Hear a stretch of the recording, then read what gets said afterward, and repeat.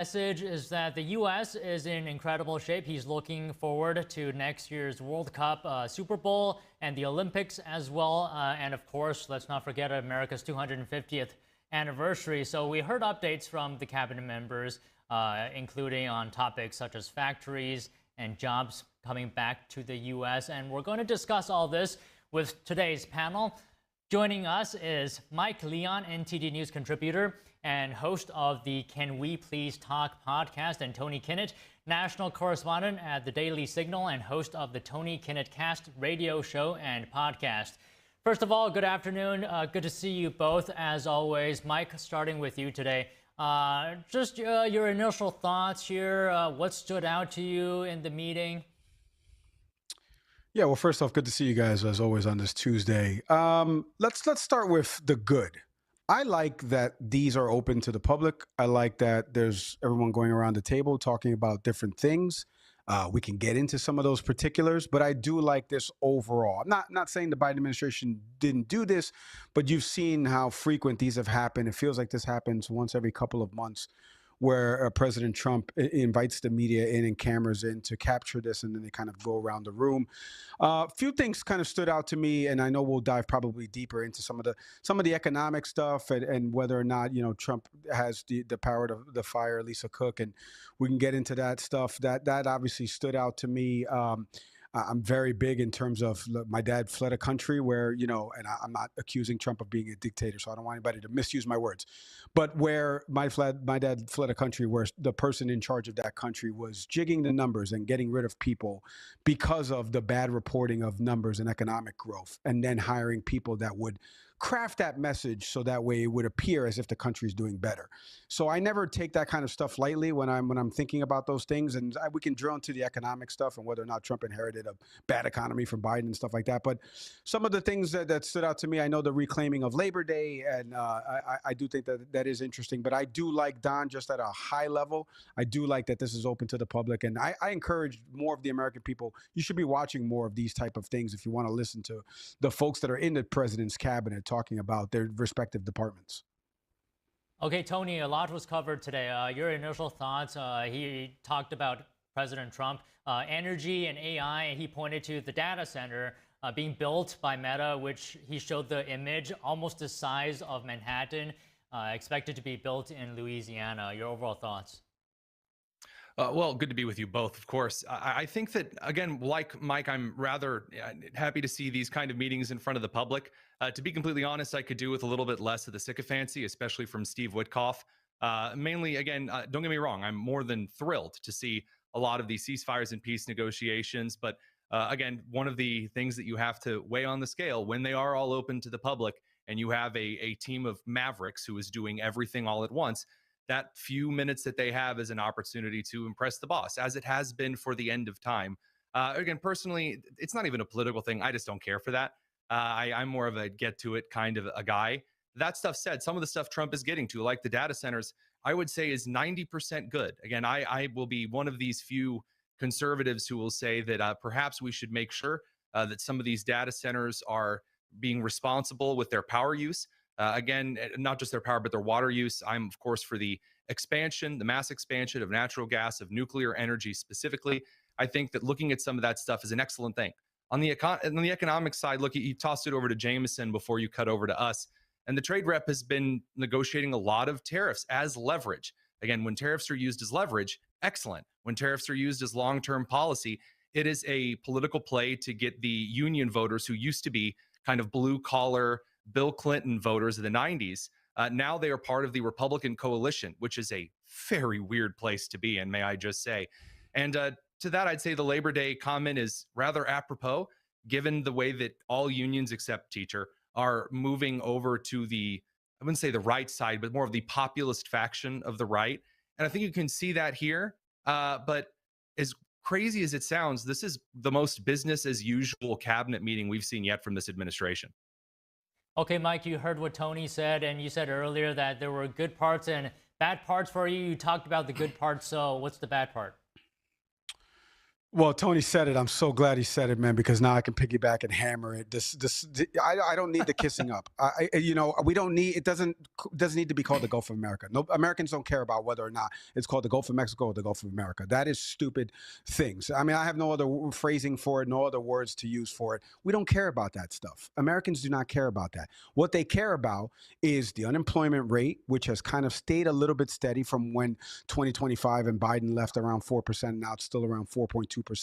We need to see that drop. We need to see what sectors are going to grow. Like Tony just said, and I'm so glad he said it, Tony, you said it beautifully, about tariff policy being used as a negotiating ploy. Because when it's not used as a negotiating ploy, what you see is businesses start to say, I don't know if I can spend the cash here. I don't know if I'm going to have the operating budget for that. So what does that mean? That means hiring freezes. That means other industries are going to have a secondary and tertiary Walmart, effect, for instance.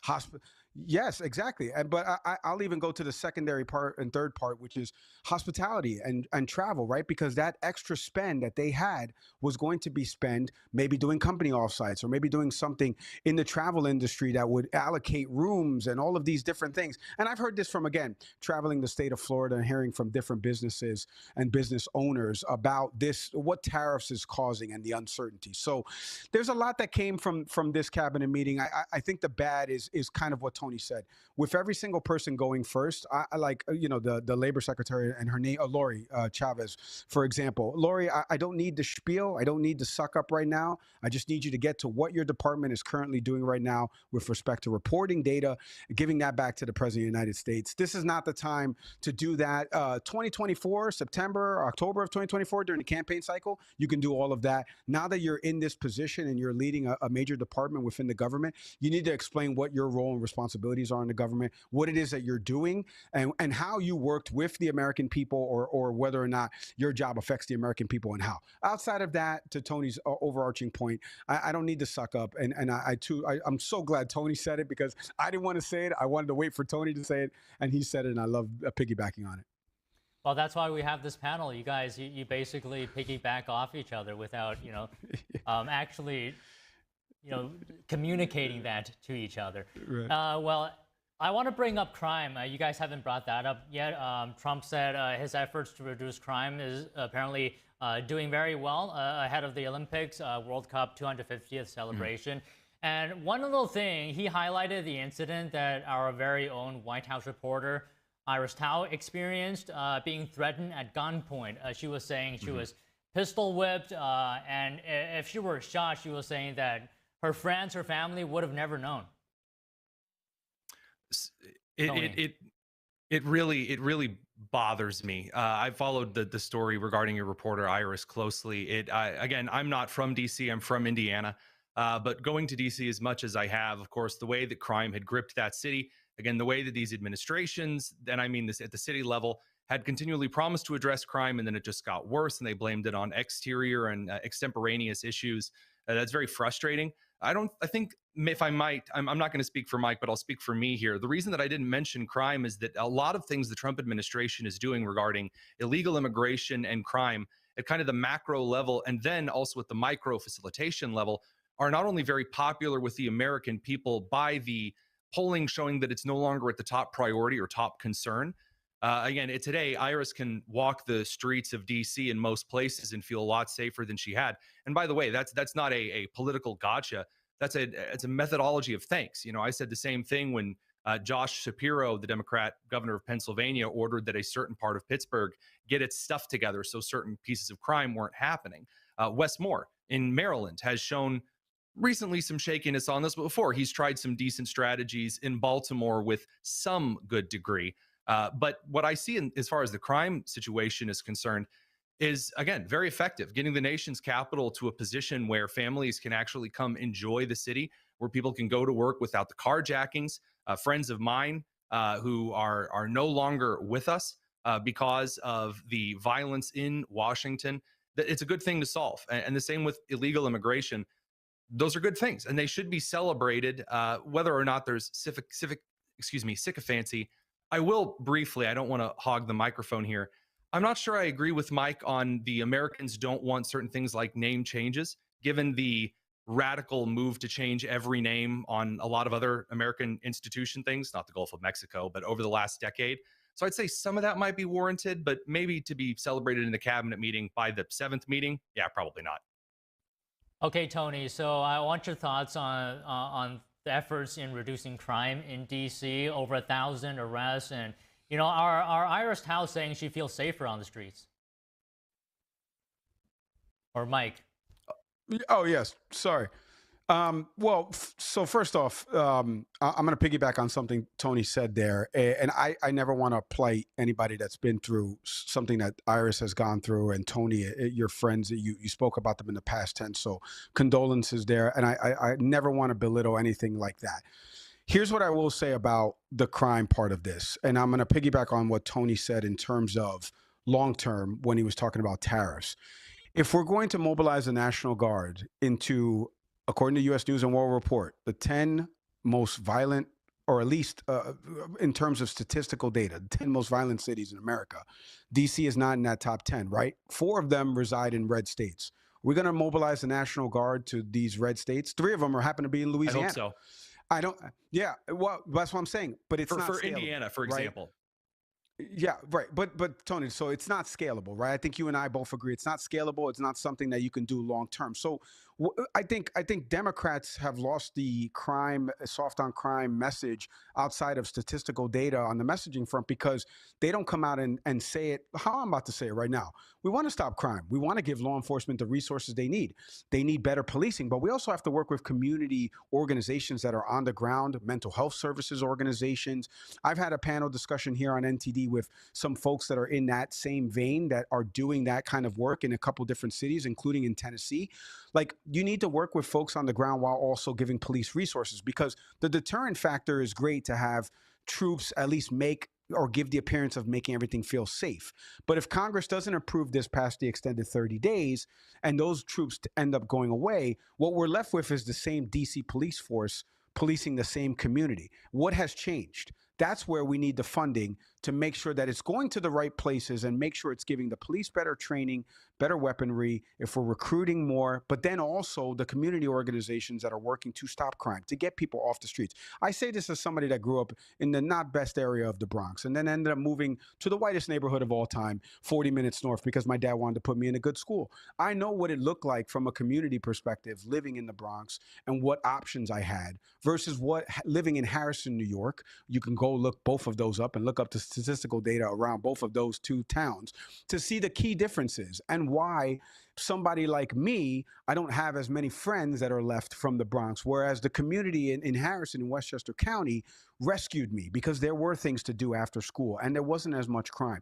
And there's a makeup there demographic wise, but then there's also what's available wise. And I think if we're going to truly stop crime, and we use Brandon Scott, for example, the mayor of Baltimore, and what he's done from a community perspective with reinvesting some money into these community programs and knocking on doors and making sure that we make community folks feel safe, in addition to giving money to police to make sure they can police their communities.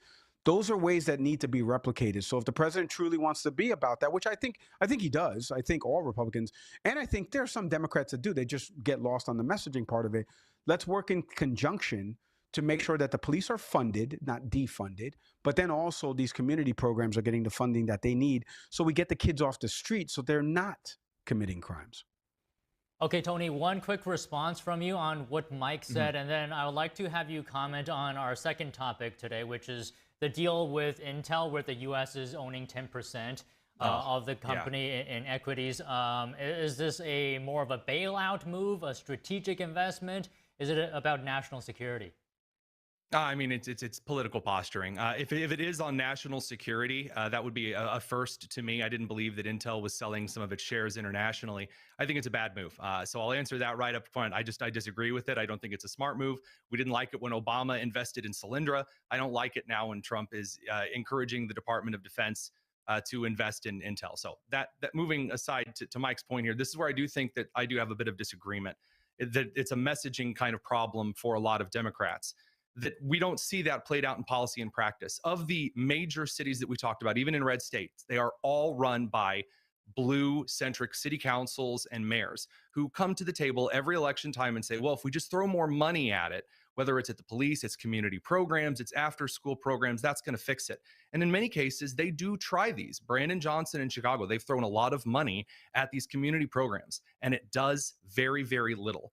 The key data that we shows is that in real terms, fatherlessness is a major epidemic in rural America and inner city America. And the highest concentrations of fatherlessness correlates with high crime, no matter the community, no matter the race, no matter the religion.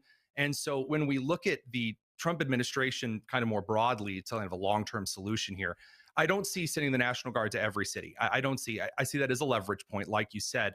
But realistically for DC, I think that it deserves to lose the local control under the Home Act. I think that Congress should get off their lazy butts, govern the city appropriately, because Congress was never intended to be its own special citizen-run polity. I think that Maryland and Virginia should take, good chunks of that stuff back, and we should go to a more traditional understanding that's far more easily feasible for long-term governance that keeps people safer. All right, Mike, we got to wrap up. Any final thoughts you have on anything we've discussed so far, and what do you think of the 10% stake in Intel? Yeah, well, like I said, we'll have to catch up on that last point that Tony made on Tuesday of next week. But on the Intel front, couldn't agree more with Tony. As somebody who's worked in product and technology for 10 years, the government shouldn't be in the business of owning shares of some type of company like that manufactures technology or has a say in technology. If the government bought 25% of Apple tomorrow, we should all be losing our minds because Apple has UID devices that have tracking capabilities in them. You shouldn't be getting in the business of that and replicating that. And I'll echo what Rand Paul said. This is a type of socialism. I thought we were against socialism, right? So I'm totally against it. To Tony's larger point, it's just bailout bait. It's a bailout bait. I totally agree with Tony on that point for sure. Okay, well, great discussion again. We'll continue this next week potentially, and I hope both of you would come. And that's it for today. Thank you very much. Thanks, Don. Thanks, Mike. Coming up.